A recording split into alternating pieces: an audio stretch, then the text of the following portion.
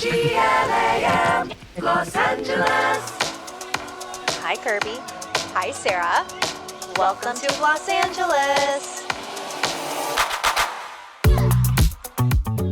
We have major breaking news. Exclusive Exclusive to Los Angeles. I'm leaving. Not the podcast. Not the podcast. I'm doing the opposite. I'm leaving Refinery, and that means we're doubling down on the podcast, baby. My prayers have been answered. She's leaving the corporate media. It only took me 6 years of doing this podcast.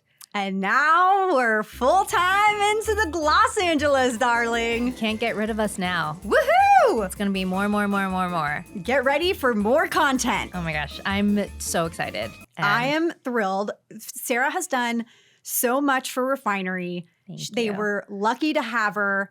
It's their loss that she's leaving. I'm so sorry to everybody that's still working there Hi. because she is a just bright beacon of joy, so smart, Oh, I love and you. so keen on everything that's going on in the world.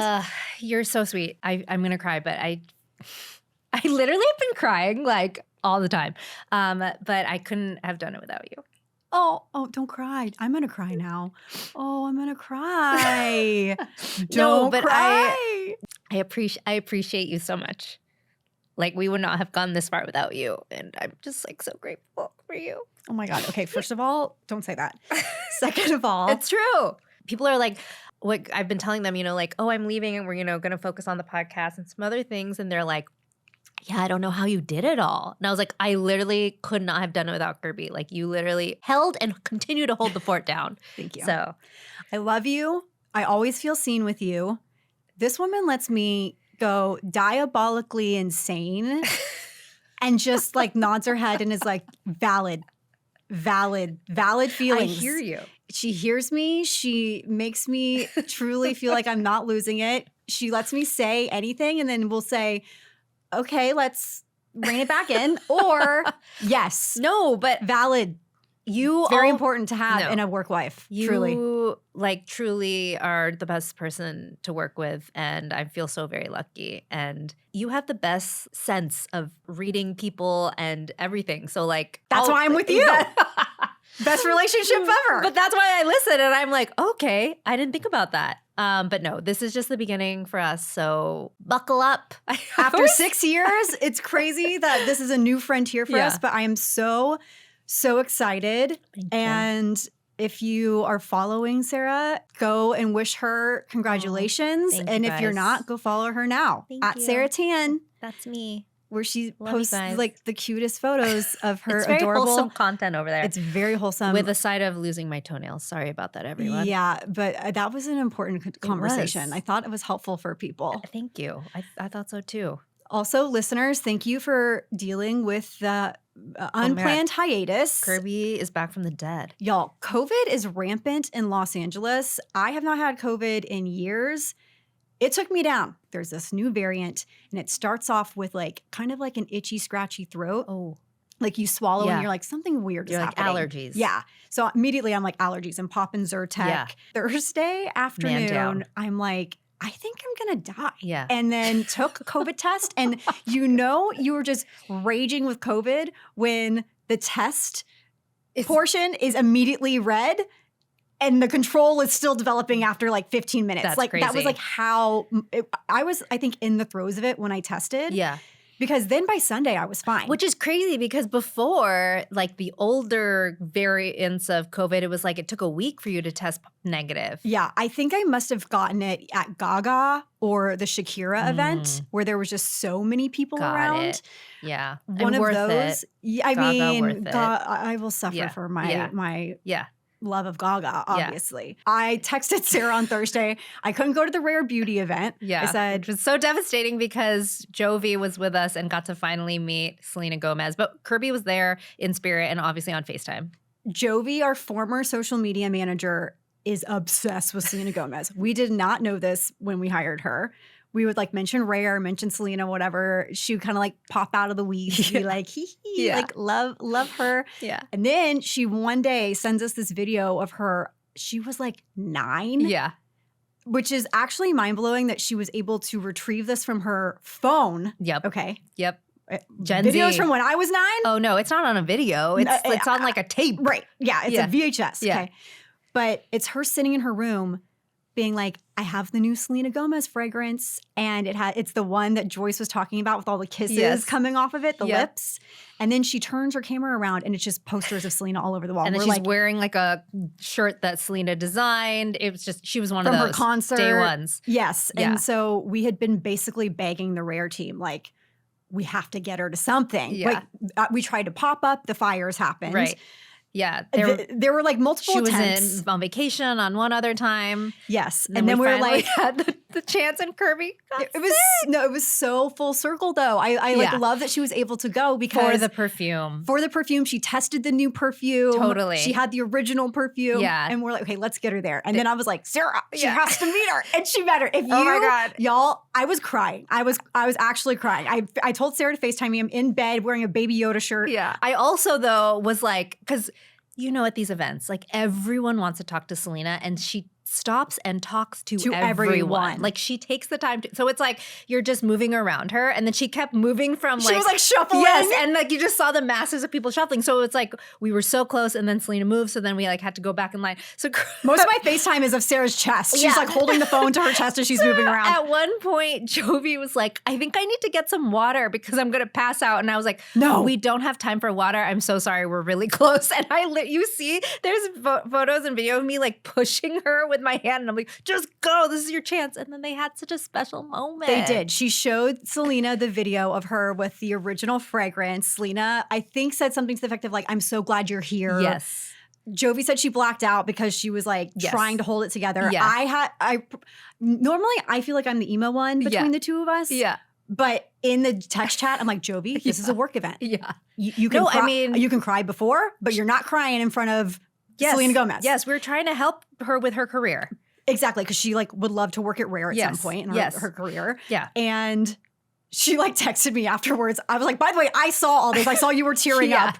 But she was like, I couldn't help it. I'm like, girl, it's fine. Yeah. Like it was perfect. It was perfect. It was so perfect. She did such an incredible so thank job. you to the Rare team for accommodating that because I mean, She'll never forget that. That is like meeting in sync level of Yeah. like happiness. Like, and I'm so glad we got to document it, and it was just all around like a very, very it was beautiful, so simpatico. It beautiful- made yes. so much sense. It Yeah. was perfect. So, anyways, I couldn't go to that. Had COVID. Horrible. I was like texting miserable. Kurt. I was like, "Are you alive?" And then it'd be like silence. I'm like, I don't know if she's alive. But I gotta say, Patrick Muldowney, that man came through.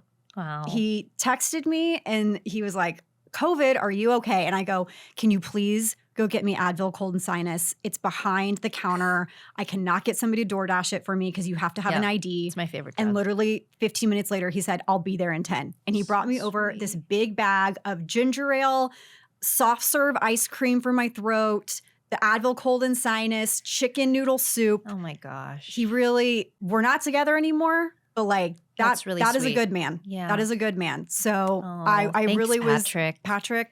we still communicate. Of course. all You the guys time. will always be important people in each other's lives. Yes, I care and love him dearly, but truly shout out to him for the helping Advil cold and you. sinus. It's really the best drug. Sarah was like, you have to get this. I'm like, I literally cannot get this. It saves me. and I every couldn't get time. out of bed. Yeah. So, yeah. anyways, if you are feeling like you got hit by a semi truck and you live in the LA area and your probably throat is kind of COVID. hurting, it's probably COVID. Test yourself and then just like stay in bed. Ugh. But that's why there was no podcast on Friday, and then we couldn't go into the studio to okay. film. So we need a little break sometimes. it was a nice break. Yeah. It And was a nice sometimes- break. They need a little break too. Yeah, to catch up. Catch up. We've got 500 episodes. Totally. Okay, so there isn't too much going on in the beauty world right now. There is something that was brought up in the Slack that I was like, yes, we should definitely cover this. Have you seen the new e.l.f. ad with Matt, Rife, and Heidi in Closet? Yes. Okay. So can I tell you my first impression? Yes. So this is such a flex, but we know Heidi in Closet because we were in that commercial with her for e.l.f. for the Super Bowl. So when I saw it and it was the same theme of, legal, courtroom, whatever, I was like, oh, who is this white man? They couldn't get Benny Drama back. That was my initial reaction because Benny was in the commercial with us. And then I clicked on Matt Rife because I don't know who he is. I don't know who this man is. Sorry to this man. But he has so many followers. And I was like, who are you? Okay. Who is he, Kirby? Matt Rife is a comedian, and I'll let y'all do with that as you will. Okay. Matt Rife is a comedian who got really popular on TikTok. Is he famous with like young men, young boys? No. Oh, I would say most of his fan base was women. okay. Okay. Popular on TikTok, blowing up on TikTok, gets a Netflix special. And it was a bit of a controversial special because of the fact that people are like, this guy's not an actual comedian. He just does crowd work, which is like a big ordeal within the comedy community. Okay. Okay. During this Netflix special, he starts it off with a joke of domestic violence. Okay. I'm going to read this to you, and then I'm going to read to you his follow-up. Okay. So the first special is from Netflix. It's called Natural Selection. It premiered in November 2023. There was a ton of backlash. He opens it up and says that he was noticing a hostess at a Baltimore restaurant who had a black eye. And the joke, Rife's dining companion wondered why the hostess wasn't working in the kitchen so that customers wouldn't see the black eye. Rife then quipped, yeah, but I feel like if she could cook, she wouldn't have that black eye. Rife added in the special that he was, quote, just testing the waters, seeing if y'all are going to be fun or not. I figure if we start the show with domestic violence, the rest of the show should be smooth sailing. People did not like this. There was a cancellation, quote unquote. They played this on Netflix? Yes. So then in an Instagram story, after people are effectively pissed off by this, he posts, if you ever have been offended by a joke I've told, here's a link to my official apology. And he provided a link that read, tap to solve the issue. The link directed viewers to a website to buy special needs helmets, seemingly mocking sensitive viewers and adding fuel to the fire. Wow. He, I guess, does a show at the Hollywood Bowl later on. At the bowl? And says, this was a part of the Netflix's joke festival. Oh, got it. Okay. And says, I got in so much trouble for making a joke about special needs helmets, and then I come to LA and perform and get the biggest helmet, referring to Hollywood Bowl's round structure. So, okay, the Variety article about this says, despite the backlash, Rife's Natural Selection special brought in more than 10 million views in the first few weeks of its release and reached the global top 10 in 42 countries. And he has 2 more specials in the works with Netflix. Listen, okay. Matt Rife. Wow. Had no idea. I don't know why he thought domestic violence was the way to go when a majority of his fan base Are women. If you look at Matt Rife, you understand why. He is a pretty boy. Mhm. So women find him attractive, and they found his crowd work to be palatable. Listen, was the joke in poor taste? Sure. Could you also argue comedians do this shit all the time? Yes. Mhm. That's my point of view. Matt Rife is not important enough for me to be outraged by. Like, I don't really care what Matt Rife has to say Mm-hmm. because he's not important to me. Yeah. What I do not understand is why e.l.f. thought he should be the guy to be in this video. He makes a joke within the spot for e.l.f. about knowing what red flags are. And we live in the internet age where people are like, yeah, because you are one. I'm like, that's what he's insinuating. That's the joke, right? Mm-hmm. My head goes to this. Whose idea was it to bring him on? Was he pitched to e.l.f. as this kind of comeback thing where he needs to get back in with his women, Mm-hmm. female demographic, and they feel like this is the way to go, where he's kind of poking fun at himself and partnering with someone like Heidi in Closet? I'm honestly surprised that Heidi in Closet agreed to this. Well, here's the thing. Heidi in Closet doesn't really get a say-so on who is cast in these particular spots. Yeah. Right? They work with her all the time. Right. I don't want her to not get her bag. Right? And I don't think that necessarily she'd be able to speak up to be like, hey, I don't feel comfortable. I mean, Yeah. I would love it if she did have the ability and felt safe to do so, but I'm not going to blame her for doing it. Yeah. I think it's just a really weird casting selection from e.l.f.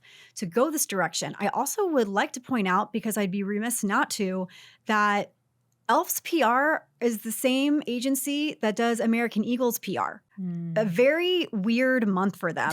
Definitely getting their money's worth in a Yeah. variety of ways. And it kind of leads me to think, of it this way, especially in relation to American Eagle. Corey Marcheshoto, who's the CMO of e.l.f., is pretty much on the nose a lot of time with what's going on in the culture, the internet culture. This feels like a very bizarre move. Truly. And I would love to hear from her specifically, like, why Matt Rife? Like, what was the thinking there? Because this pissed a lot of people off. Oh my gosh, I'm looking at some of the comments. What does it say? It's bruh, not Matt Rife. I love y'all as a brand, but Matt Rife is not a good person. You didn't have the budget for a comedian who doesn't joke about abuse out of all the people in the world. I don't understand either. Of like literally, the e.l.f. could partner with anyone at this point. I'm trying to think. I mean, I could name many, many other better options. I'm like, did somebody drop out at the last minute and they had to find somebody? I feel like no, though. This completely missed the mark for me. Also, if you watch the spot, I was just kind of like, it wasn't funny. It wasn't funny. I didn't really understand like why they felt the need to do it. Obviously, they're talking about like tariffs and raising their prices and stuff like that. And they're trying to like let people know we're still affordable. But to me, this was not on the level. I mean, and of course you can say we're biased because we were in the commercial. But like, I felt like that commercial with Judge Beauty made so much sense. Oh my God, 100%. It hit it out of the park. This, I'm just like, what is this? Yeah. And why?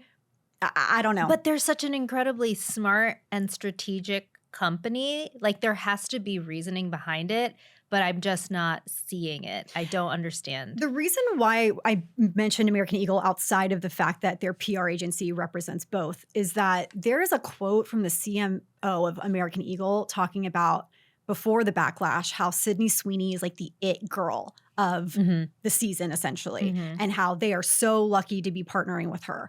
And in my head, I'm like, I didn't look this guy up because so I don't know if he's just like white guy, but he's a guy. Yeah. Sydney Sweeney is attractive to men. I'm not looking at Sydney Sweeney for my beauty recommendations. I'm not. Yeah. Like, and I don't mean that disrespectfully to her. Yeah. I think she has a lot of things going for her. I think she's got a hot bod. Yeah. I think she's a good actress and a smart producer. And I think that she is getting the bag while she can. Right. And using her looks to her advantage. Yep. Right? Yeah.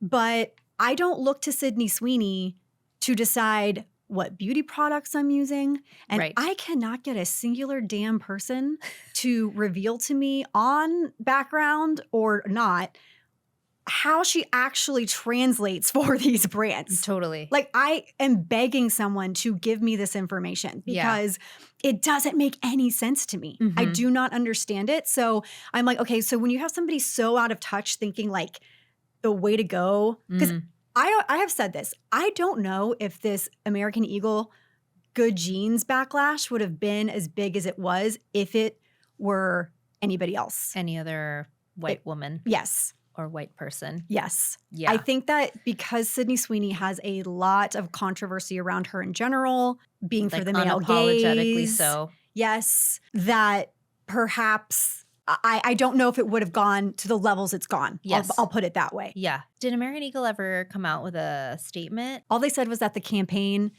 is always been about good blue jeans. Right. Okay. And on that note, did e.l.f. come out with a statement? No. They have not commented on this. I can't find any sort of comment. I did reach out. I have not heard anything, but I would welcome Corey or anyone at e.l.f. to reach out to us. We obviously value their thoughts and opinions, but it's weird because it's such a step back for them. Yeah, I'm like, for a brand that is so like feminist and supporting, women's sports and just so innovative and thinking ahead, it is like, I feel like this is taking the brand like 10 steps, 100 steps backward. I agree with you. And I think this Matt Rife thing, the domestic violence joke, obviously like people are going to be upset about that. But then when he doubled down on it. Exactly. That's where I'm like, y'all. Yeah, like if he had said it and then came out and apologized and was like, I'm so sorry, that was not right. Or not even apologize. Yes. Like I think that he would be okay, even if he was just like, it's a joke, it's comedy. It's a joke, yeah. But like, I mean, what do you think? Do you think that if he like the only way for him to be okay to be like apologize? I just think there's so many other people, like literally so many other people that they could have chosen that would have made way more sense than this. Totally. It's like they wanted to to feed into the controversy, Yeah.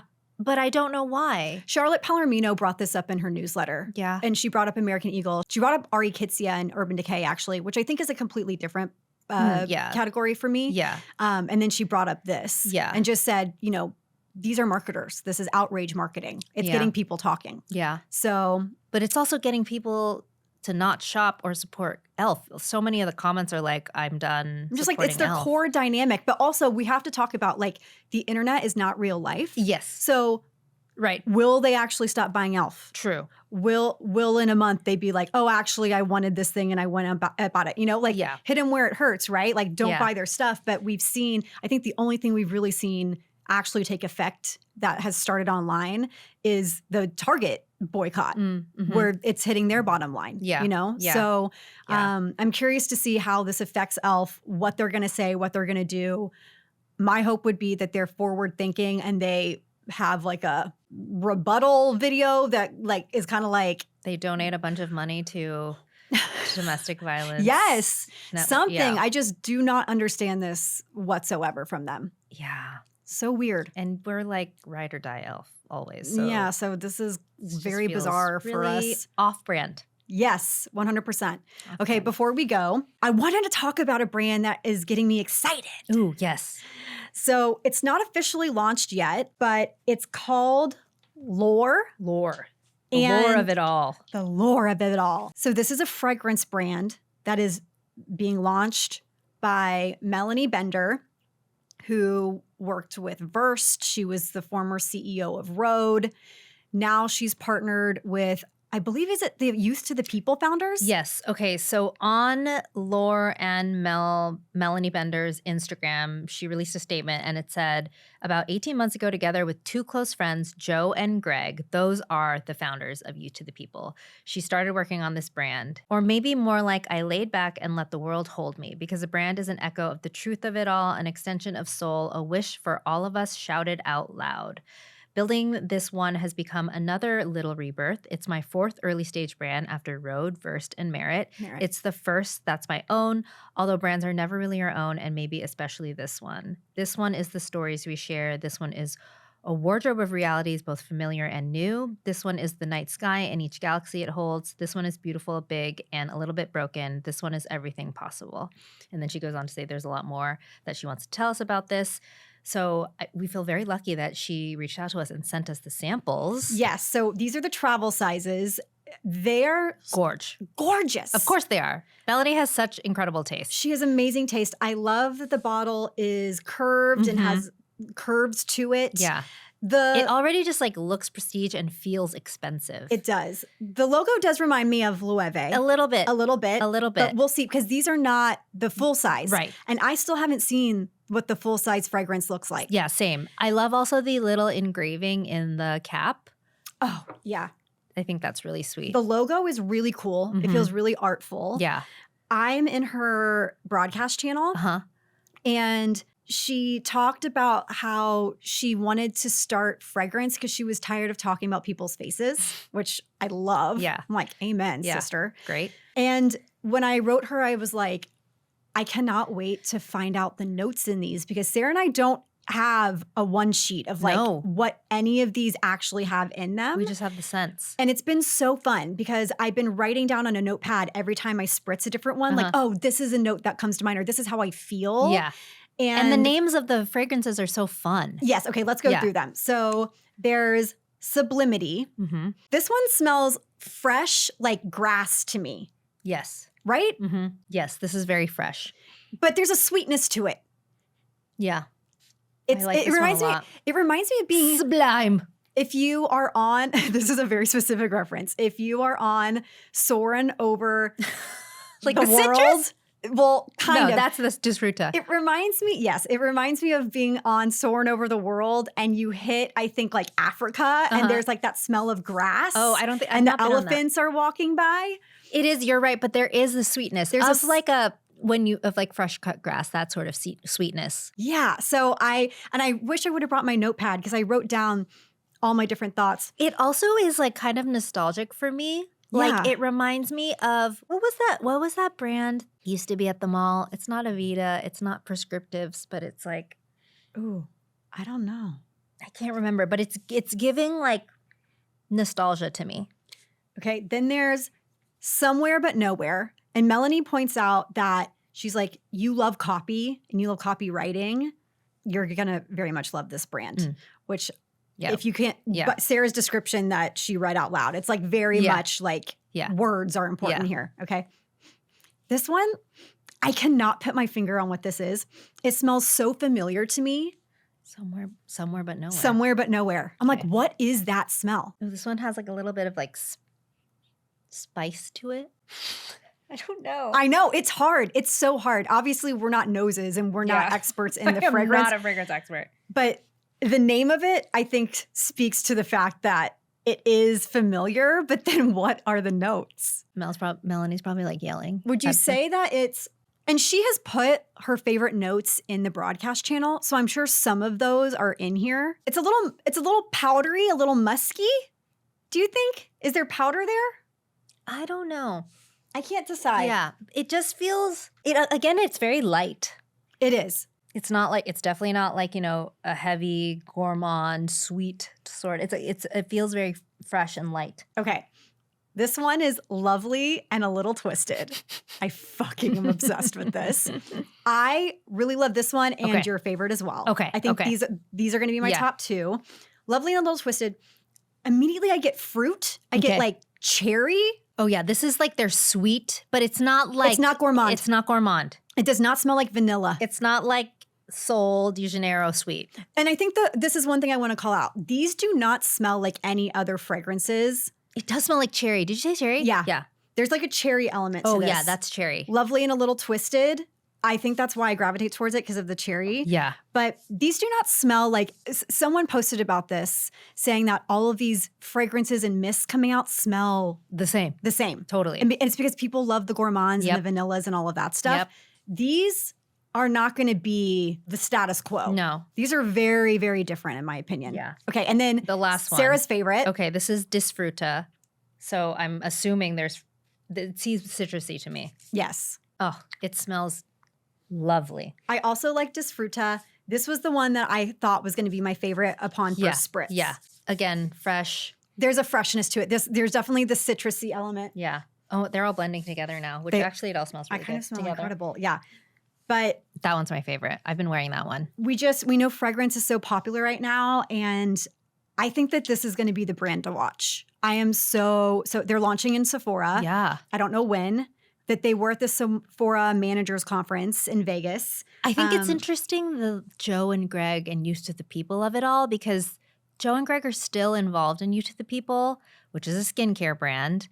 But instead of them launching like fragrance under Used to the People, which they could have because like so many brands are extending, they like are then now launching another company with Melanie at the helm, which I wonder, just thinking like, because who bought you? L'Oreal. Yes. So then it's like, they must have gotten their blessing to be able to like go out of the category, you know? Mm-hmm. It's really interesting. Yeah. I mean, that's actually something to consider. Like, will we see them exiting the company at some point soon because of this? I have not been this excited about a fragrance since Prada Paradox touched my body, which I still am loving and wearing. And they're coming out with another one. Yeah, I know. The male. men's. The what is it? The masculine version. Yeah, the masculine with Tom version. Holland. I love that. Yeah. But yes, so keep an eye out. We have literally no other information. We were just told we can start talking about it after August 6th. And based on what you just heard us, we are not sure what it smells like, but it smells really good. Yes. So get excited. I think that's it. There was something in the Slack about a Made by Mitchell controversy. Honestly, we both did not have the time to actually look into this. Yeah. So we don't feel comfortable speaking on it right now. We'll look into it if we think there's anything useful or important to discuss or add. But that's it for this week. We will see you on Friday.